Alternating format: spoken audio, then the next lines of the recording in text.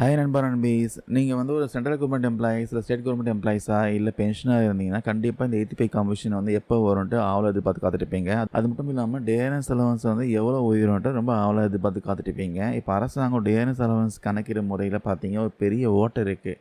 அதை மாற்றணுன்ட்டு 85 கமிஷனோட குழு கிட்ட முக்கியமான கோரிக்கை ப்ரப்போசல்லாம் வந்து முன் வச்சுருக்காங்க. அதெல்லாம் என்ன, அப்புறம் இதில் யாருக்கும் தெரியாத ஒரு சில உண்மைகள்லாம் இருக்குது. எல்லாமே டீட்டெயிலாக இந்த வீடியோவில் பார்க்கலாம். பொதுவாக நாளுக்கு நாள் ஏறிட்டே போகிற விலைவாசி உயர்வை சமாளிக்க கவர்மெண்ட் எம்ப்ளாயீஸ்க்கும் பென்ஷனருக்கும் டிஎன்எஸ் அலவன்ஸ், டிஎன்எஸ் ரிலீஃப் அரசாங்கம் கொடுப்பாங்க. இது எப்படி கணக்கிடுறாங்கன்னா, அகில இந்திய நுகர்வோர் விலை குறியீட்டின், அதாவது ஆல் இந்தியா கன்சூமர் ப்ரைஸ் இண்டெக்ஸோடைய 12 மாத சராசரி அடிப்படையாக வச்சு தான் இப்போதைக்கு டிஎன்எஸ் அலவன்ஸ் வந்து கணக்கிடுறாங்க. ஆனால் இந்த கால்குலேஷன் முறையில் தான் இப்போ ஒரு பெரிய பிரச்சனை இருக்குன்ட்டு அகில இந்திய பாதுகாப்பு ஊழியர்கள் சங்கம் 85 கமிஷன் குழு கிட்ட முக்கியமாக ப்ரப்போசல் வந்து முன் வச்சுருக்காங்க. சரி, இந்த மனுவில் வந்து அவர் என்ன சொல்லியிருக்கா, முக்கியமான விஷயங்களை ஒன் பை ஒன்னாக பார்க்கலாம். ஃபஸ்ட்டு பாயிண்ட் வந்து ரியாலிட்டி வேறு.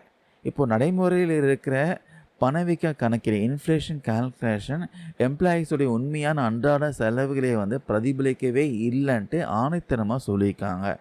அதாவது அரசாங்கம் போடுற கணக்கு வேறு, நம்ம பேக்கெட்டில் இருந்து செலவாகிற காசு வேறன்னு சொல்கிறாங்க.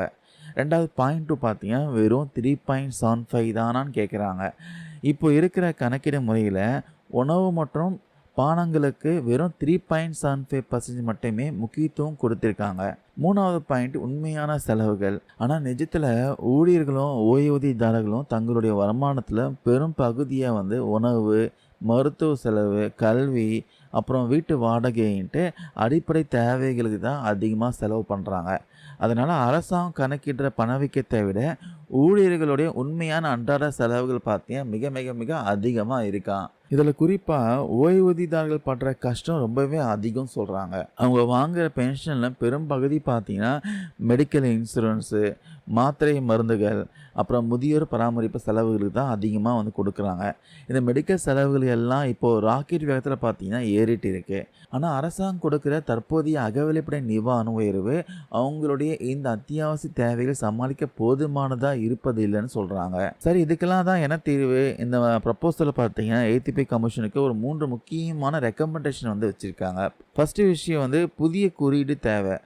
கவர்மெண்ட் எம்ப்ளாயீஸ்க்கென பிரத்யேகமாக ஒரு வாழ்க்கை செலவு குறியீடு, காஸ்ட் ஆஃப் லிவிங் இண்டெக்ஸ்ன்ட்டு புதுசாக உருவாக்க வேண்டும் சொல்கிறாங்க. ரெண்டாவது, முதியோர் பராமரிப்புக்கு முக்கியத்துவம். இனி வருங்கால கணக்கீடு மற்றும் ஓய்வூதிய திருத்தங்களில் முதியோர் பராமரிப்பு செலவுகளுக்கு, அதாவது எல்டர் கேர் காஸ்ட்ன்ட்டு அதிக முக்கியத்துவம் அளிக்கப்பட வேண்டும் சொல்கிறாங்க. மூணாவது, சம்பள நிர்ணயத்தில் மாற்றம் பண்ணணும்னு சொல்கிறாங்க. சம்பள உயர்வை நிர்ணயம் செய்யக்கூடிய பே மேட்ரிக்ஸில் ஊழியர்களுடைய தற்போதைய செலவு உயர்வுகளை வந்து முழுமையாக சேர்க்க வேண்டும் சொல்கிறாங்க. ஸோ மக்களே, அகில இந்திய பாதுகாப்பு ஊழியர்கள் சங்கம் கேட்டிருக்க இந்த முக்கியமான ப்ரப்போசல்லாம் 100% நியாயமானதானா? 85 கமிஷன் இந்த கோரிக்கையெல்லாம் வந்து அக்செப்ட் பண்ணுவாங்களா? இதை பற்றி நீங்கள் என்ன நினைக்கிறீங்க? உங்களுடைய கருத்துக்களை மறக்காமல் கீழே கமெண்ட்ஸில் பதிவு பண்ணுங்கள்.